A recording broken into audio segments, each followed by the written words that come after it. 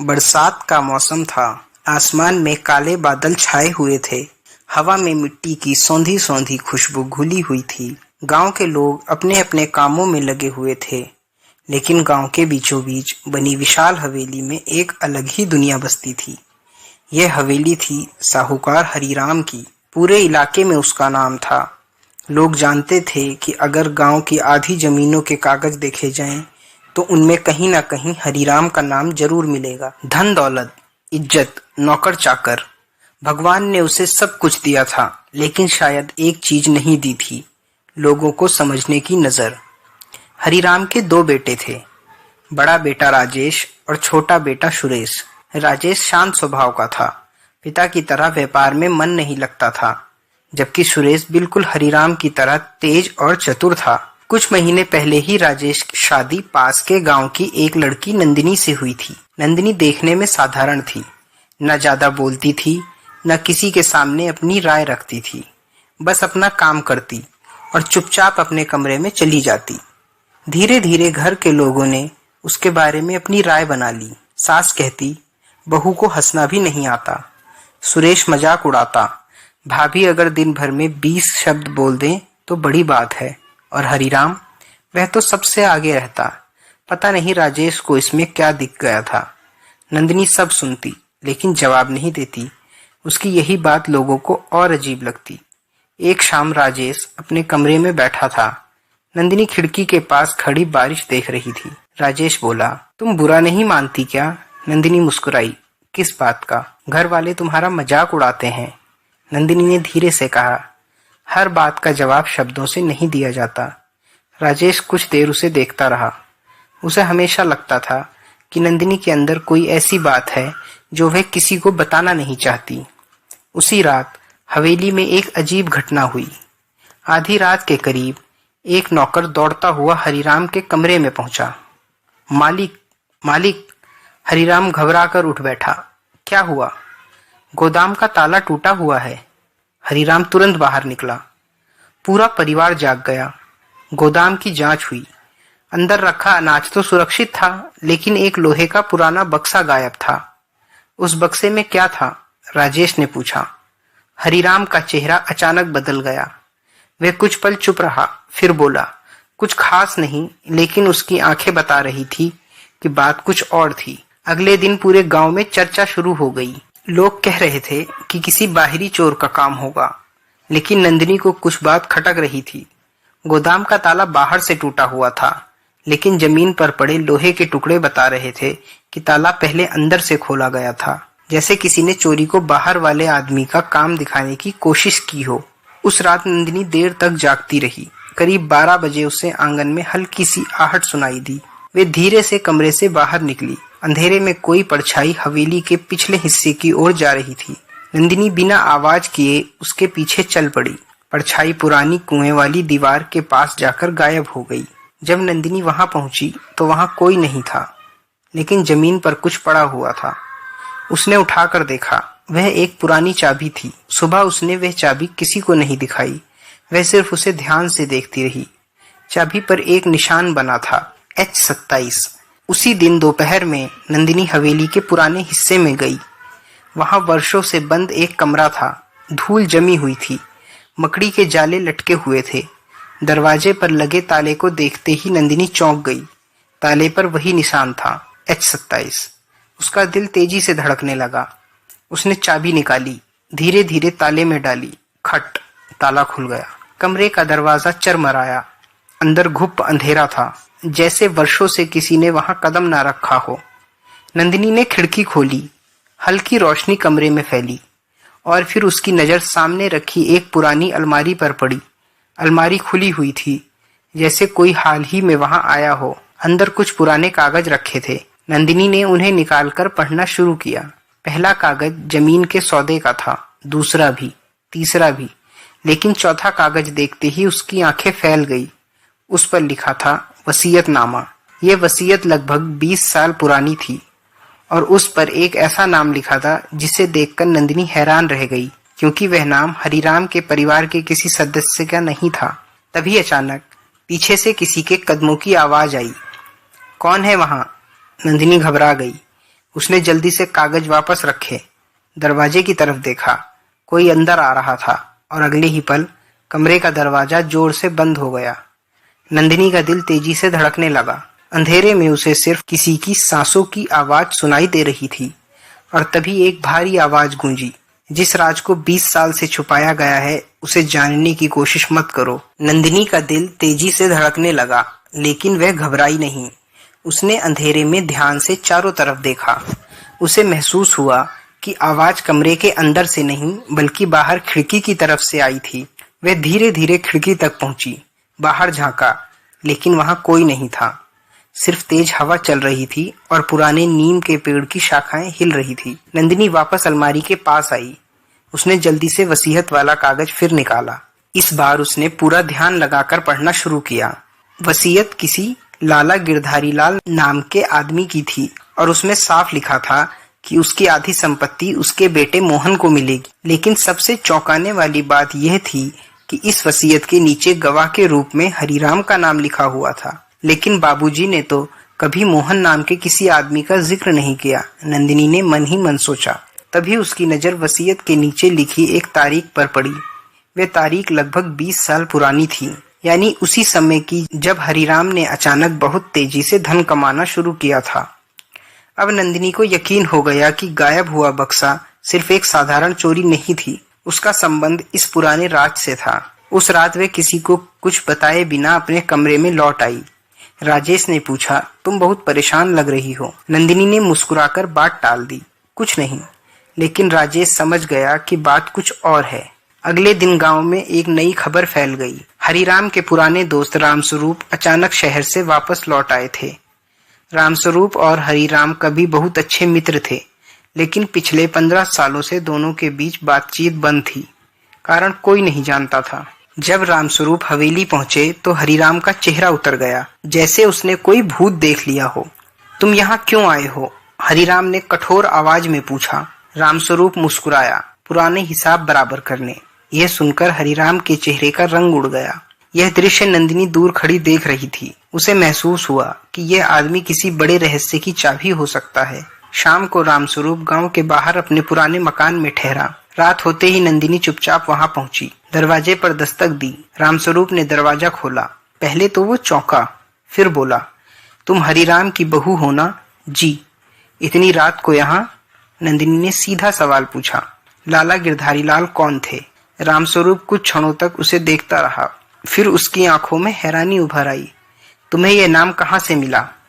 नंदिनी ने पूरा सच नहीं बताया, बस इतना कहा कि उसे पुराने कागजों में यह नाम मिला है। रामस्वरूप कुछ देर चुप रहा, फिर बोला, अगर ये नाम तुम्हारे सामने आया है तो इसका मतलब है कि वह पुराना जख्म फिर खुलने वाला है। उसने गहरी सांस ली और कहानी सुनानी शुरू की। 20 साल पहले गांव का सबसे अमीर आदमी हरिराम नहीं बल्कि लाला गिरधारी लाल था। गिरधारी लाल ईमानदार आदमी था। उसका एक बेटा था, मोहन। हरिराम उस समय उसका सबसे भरोसेमंद मित्र हुआ करता था। लेकिन एक दिन अचानक गिरधारी लाल की मृत्यु हो गई। लोगों ने इसे सामान्य घटना माना और कुछ ही महीनों में उसकी लगभग सारी संपत्ति हरिराम के नियंत्रण में चली गई। लेकिन कैसे? नंदिनी ने पूछा।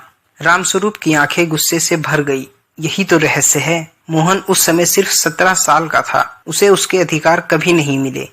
फिर एक दिन वह गांव छोड़कर चला गया। कहाँ गया किसी को नहीं पता। नंदिनी सोच में पड़ गई। अगर मोहन जीवित था तो क्या वह वापस आ चुका था? क्या चोरी उसी ने की थी? तभी बाहर किसी चीज के गिरने की आवाज आई। दोनों चौंक गए। रामस्वरूप बाहर भागा, लेकिन वहां कोई नहीं था। सिर्फ मिट्टी पर ताजे पैरों के निशान दिखाई दे रहे थे। कोई उनकी बातचीत सुन रहा था। अगली सुबह हवेली में एक और घटना हुई। इस बार हरिराम की तिजोरी से 5 लाख रुपए गायब हो गए। पूरा घर दहशत में आ गया। हरिराम गुस्से से चिल्ला रहा था, अब यह काम घर के किसी आदमी का ही है। सुरेश ने तुरंत नौकरों पर शक किया। नौकरों ने एक दूसरे पर, और देखते ही देखते पूरा घर आरोपों से भर गया। लेकिन नंदिनी चुप थी। वह सिर्फ सबको देख रही थी। उसे एक अजीब बात दिखाई दी। जब पैसे चोरी होने की खबर मिली तो घर के सभी लोग हैरान थे, सिवाय एक व्यक्ति के, सुरेश। उसके चेहरे पर घबराहट तो थी, लेकिन हैरानी नहीं, जैसे उसे पहले से पता हो कि कुछ होने वाला है। उसी शाम नंदिनी ने सुरेश का पीछा करना शुरू किया। सुरेश हवेली से निकलकर गांव के बाहर पुराने खंडर की तरफ गया। नंदिनी दूर से उसे देखती रही। खंडर के अंदर एक आदमी पहले से मौजूद था। उसके चेहरे पर कपड़ा बंधा हुआ था। दोनों धीरे धीरे बातें कर रहे थे। आवाज साफ नहीं आ रही थी, लेकिन तभी एक वाक्य नंदिनी के कानों में पड़ा। वसीयत किसी भी कीमत पर उनके हाथ नहीं लगनी चाहिए। नंदिनी के पैरों तले जमीन खिसक गई। मतलब सुरेश को भी उस वसीयत के बारे में पता था। लेकिन तभी अचानक उसके पैर के नीचे सूखी टहनी टूट गई। आवाज सुनकर दोनों आदमी चौकन्ने हो गए। कौन है वहां? सुरेश चिल्लाया। नंदिनी तुरंत झाड़ियों की ओर भागी, लेकिन भागते समय उसका दुपट्टा कांटों में फंस गया। सुरेश दौड़कर उसी दिशा में आया। अब बस कुछ ही कदमों की दूरी रह गई थी। अगर उसने दुपट्टा देख लिया तो समझ जाएगा कि कोई उसका पीछा कर रहा था। नंदिनी ने सांस रोक ली। अंधेरे में सुरेश धीरे धीरे उसकी तरफ बढ़ रहा था और तभी पीछे से किसी ने सुरेश को आवाज दी, जल्दी चलो, कोई आ रहा है।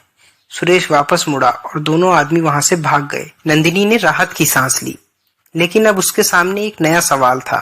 वह नकाबपोश आदमी कौन था? मोहन कहाँ है? सुरेश उस राज में कैसे शामिल है? और सबसे बड़ी बात, क्या हरिराम खुद भी इस 20 साल पुराने रहस्य का हिस्सा है? उधर हवेली में उसी रात हरिराम को एक अनजान पत्र मिला। पत्र में सिर्फ एक पंक्ति लिखी थी, जिसका हक छीना था वह वापस आ चुका है। पत्र पढ़ते ही हरिराम के हाथ कांपने लगे। उसके चेहरे का रंग उड़ गया। उसने जल्दी से पत्र को मोड़ा और अपनी जेब में रख लिया। लेकिन नंदिनी दूर खड़ी यह सब देख चुकी थी। उसने पहली बार महसूस किया कि हरिराम सिर्फ डरा हुआ नहीं था, वह किसी पुराने अपराध के उजागर होने से भयभीत था। उस रात हरिराम को नींद नहीं आई। वह बार बार करवटें बदलता रहा। कभी खिड़की के बाहर देखता, कभी दरवाजे की तरफ, जैसे उसे किसी के आने का डर हो। सुबह होते ही उसने पूरे परिवार को बुलाया। आज से कोई भी हवेली से बाहर नहीं जाएगा। सभी हैरान रह गए। सुरेश ने पूछा, लेकिन क्यों बाबूजी? क्योंकि मुझे लगता है कि कोई हमारे परिवार को बर्बाद करना चाहता है।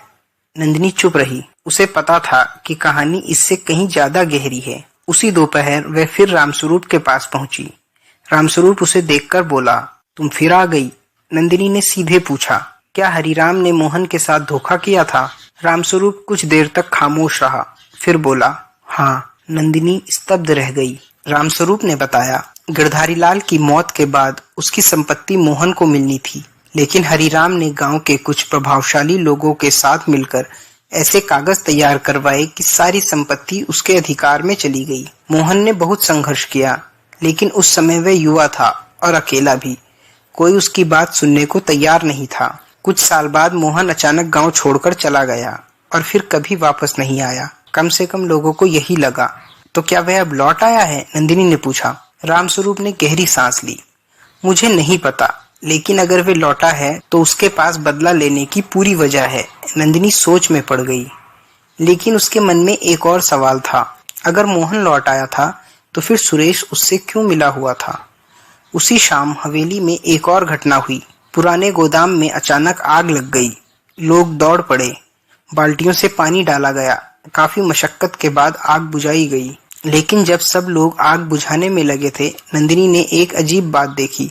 सुरेश बार बार गोदाम के पीछे वाले हिस्से की तरफ जा रहा था, जैसे उसे किसी खास चीज की चिंता हो। आग बुझने के बाद नंदिनी चुपचाप उस हिस्से में पहुंची। वहां राख के नीचे कुछ दबा हुआ था। उसने सावधानी से मिट्टी हटाई और फिर उसे एक छोटा लोहे का डिब्बा मिला। डिब्बे में कुछ पुराने कागज और एक तस्वीर थी। तस्वीर देखकर नंदिनी की आंखें फैल गई। तस्वीर में 3 लोग खड़े थे, गिरधारीलाल, हरिराम और एक छोटा बच्चा।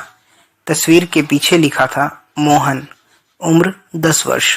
लेकिन असली झटका अभी बाकी था, क्योंकि तस्वीर में मौजूद उस बच्चे का चेहरा किसी और से मिलता जुलता था। वह चेहरा था सुरेश का। नंदिनी के हाथ कांप उठे। क्या ये सिर्फ संयोग था या फिर उस रात उसने तस्वीर को बार बार देखा और धीरे धीरे एक भयानक संभावना उसके मन में बनने लगी। अगले दिन उसने गांव के सबसे बूढ़े व्यक्ति पंडित शिवनारायण से मुलाकात की। पंडित जी लगभग सब कुछ जानते थे। जब उन्होंने तस्वीर देखी तो उनकी आंखें भर आई। इतने साल बाद ये तस्वीर फिर सामने आई है। आप कुछ जानते हैं? नंदिनी ने पूछा। पंडित जी ने धीरे धीरे कहना शुरू किया, गांव में बहुत कम लोग यह सच जानते हैं। कौन सा सच? सुरेश हरिराम का बेटा नहीं है। नंदिनी के पैरों तले जमीन खिसक गई। पंडित जी बोले, 20 साल पहले गिरधारी लाल और उसकी पत्नी की एक दुर्घटना में मृत्यु हो गई थी। उनका छोटा बेटा मोहन बच गया था। हरिराम उसे अपने घर ले आया। फिर उसने पूरे गांव को बता दिया कि यह उसका दूर का रिश्तेदार है। लेकिन ऐसा क्यों? पंडित जी की आंखों में दर्द था, क्योंकि अगर लोगों को पता चलता कि मोहन जीवित है तो गिरधारी लाल की संपत्ति उसी की होती। नंदिनी अब सब समझने लगी थी। सुरेश असल में मोहन था। वह उसी संपत्ति का असली वारिस था। लेकिन फिर वह चोरी क्यों कर रहा था? वह छिप छिप कर किससे मिल रहा था? उस रात नंदिनी ने सुरेश का सामना करने का फैसला किया। आधी रात को वह हवेली की छत पर पहुंची, जहां सुरेश अकेला बैठा था। सुरेश, या कहूं मोहन। यह सुनते ही सुरेश का चेहरा सफेद पड़ गया। कुछ देर दोनों के बीच सन्नाटा रहा। फिर सुरेश की आंखों से आंसू निकल पड़े। तुम्हें सच पता चल गया? नंदिनी ने सिर हिला दिया। सुरेश बोला, मैंने कभी बदला नहीं लेना चाहा था। हरिराम ने मुझे पाला पोसा, लेकिन कुछ महीने पहले मुझे पुराने कागज मिले। तब मुझे पता चला कि मैं कौन हूँ। फिर चोरी। मैंने पैसे नहीं चुराए। जिस नकाबपोश आदमी को तुमने देखा था वह मेरा दोस्त विजय है। हम लोग सिर्फ वसीयत ढूंढ रहे थे ताकि सच सामने आ सके। नंदिनी चौंक गई। अगर सुरेश चोर नहीं था तो असली चोर कौन था? तभी नीचे से किसी की चीख सुनाई दी। दोनों दौड़ते हुए नीचे पहुंचे। हरिराम के कमरे का दरवाजा खुला था। तिजोरी खुली थी और उसके सामने हरिराम बेहोश पड़ा था। लेकिन इस बार तिजोरी में सिर्फ पैसे नहीं, बल्कि वह पुरानी वसीयत भी गायब थी। कमरे की दीवार पर लाल रंग से लिखा था, सच अब छिप नहीं पाएगा। नंदिनी ने कमरे के चारों तरफ नजर दौड़ाई और तभी उसकी नजर एक छोटी सी चीज पर पड़ी। एक टूटा हुआ बटन। वही बटन जो उसने पहले भी किसी के कपड़ों पर देखा था। अब उसे पहली बार एहसास हुआ कि असली अपराधी कोई और है, कोई ऐसा जिस पर अभी तक किसी ने शक ही नहीं किया। कमरे में हरिराम बेहोश पड़ा था। पूरा परिवार उसके कमरे में इकट्ठा हो गया। सास रो रही थी। राजेश घबराया हुआ था। नौकर इधर उधर भाग रहे थे। लेकिन इस अफरा तफरी के बीच नंदिनी की नजर बार बार उसी टूटी हुई बटन पर जा रही थी। उसने चुपचाप बटन उठाकर अपनी मुट्ठी में बंद कर लिया। कुछ देर बाद हरिराम को होश आ गया। उसने कांपती आवाज में कहा, वो फिर आ गया। कौन? राजेश ने पूछा। लेकिन हरिराम ने कोई जवाब नहीं दिया। उसकी आंखों में डर साफ दिखाई दे रहा था। उस रात नंदिनी सो नहीं पाई। वह अपने कमरे में बैठी उस बटन को देख रही थी। अचानक उसे याद आया, कुछ दिन पहले उसने यही बटन किसी के कुर्ते पर देखा था। लेकिन किसके? वह देर रात तक सोचती रही। फिर अचानक उसे याद आया और उसका दिल जोर से धड़कने लगा। वह बटन था रामस्वरूप के कुर्ते का, यानी हरिराम का पुराना दोस्त, वही आदमी जिसने उसे 20 साल पुराने राज के बारे में बताया था। लेकिन ऐसा कैसे हो सकता था? अगर रामस्वरूप ही अपराधी था तो उसने नंदिनी की मदद क्यों की? अगली सुबह नंदिनी सीधे रामस्वरूप के घर पहुंची, लेकिन वहां ताला लगा हुआ था। पास खड़े एक आदमी ने बताया, वो तो सुबह सुबह कहीं निकल गए। कहाँ? पता नहीं। अब नंदिनी का शक और गहरा गया।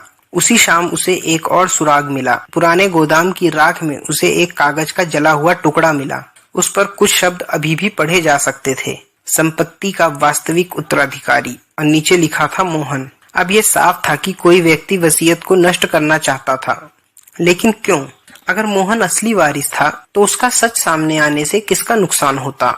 नंदिनी ने पूरी कहानी फिर से अपने दिमाग में दोहराई और तभी उसे एक बात समझ आई जो पहले कभी ध्यान में नहीं आई थी। यदि मोहन को उसकी संपत्ति मिल जाती तो सबसे ज्यादा नुकसान होता हरिराम का। नहीं, क्योंकि अब उसकी उम्र ढल चुकी थी। राजेश का?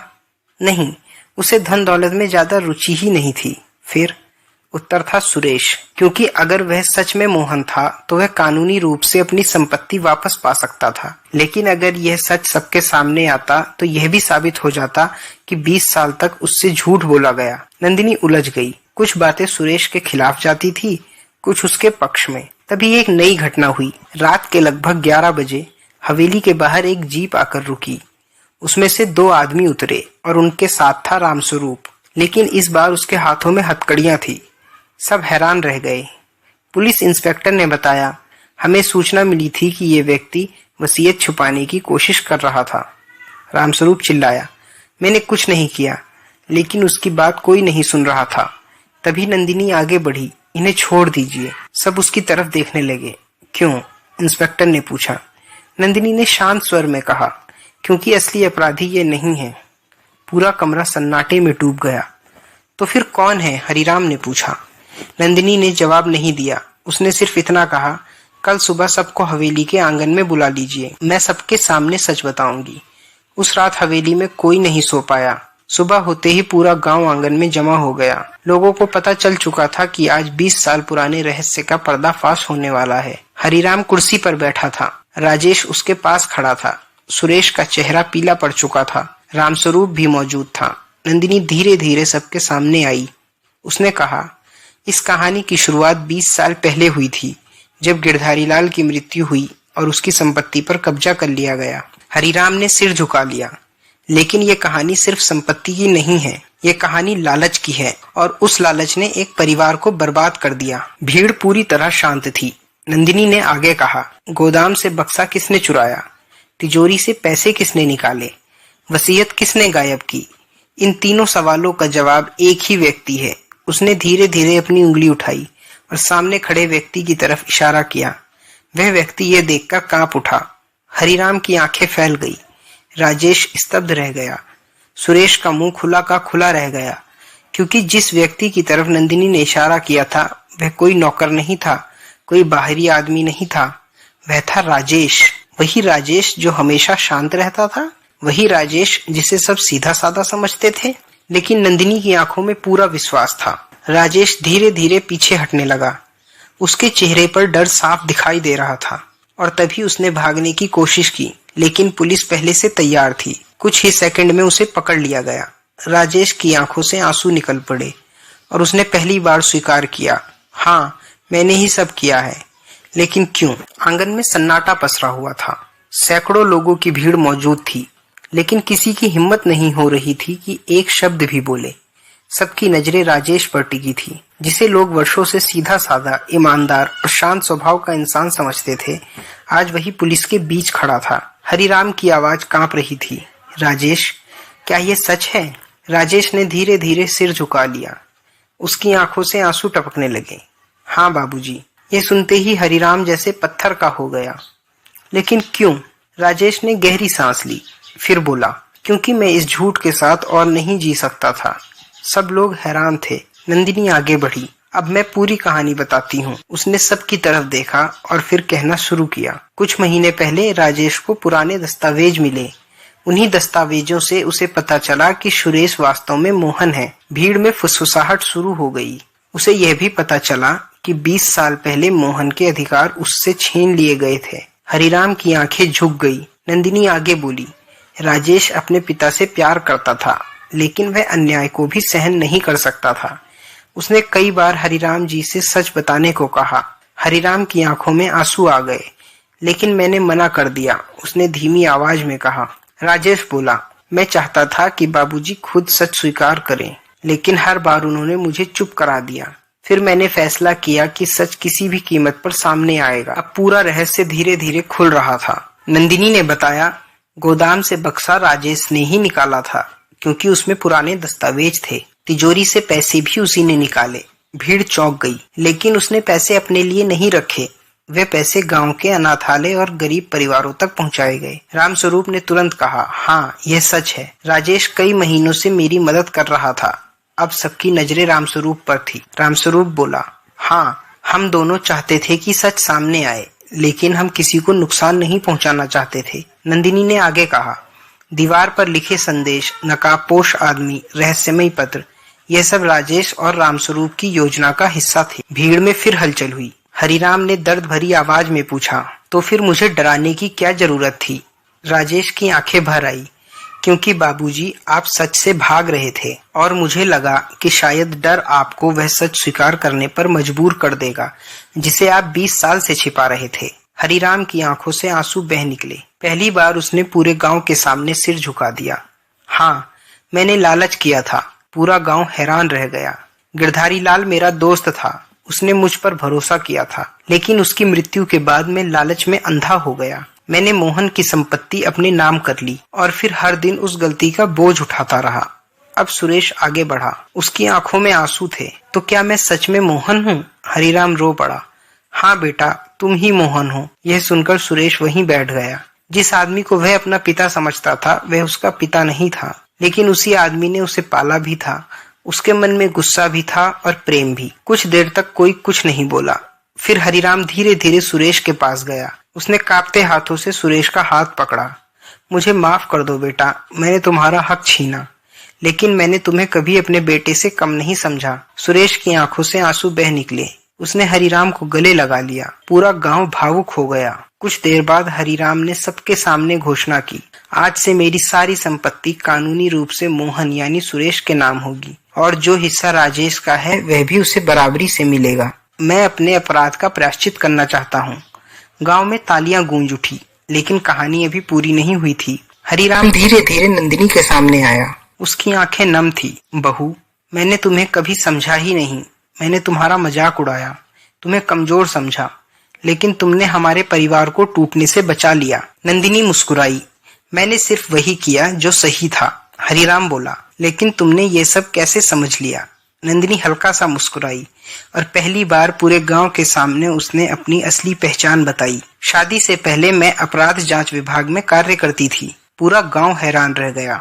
अब लोगों को समझ आया कि वे इतनी छोटी छोटी बातों पर कैसे ध्यान दे लेती थी और क्यों उसकी चुप्पी में इतनी गहराई थी। कुछ महीने बाद हवेली का माहौल पूरी तरह बदल चुका था।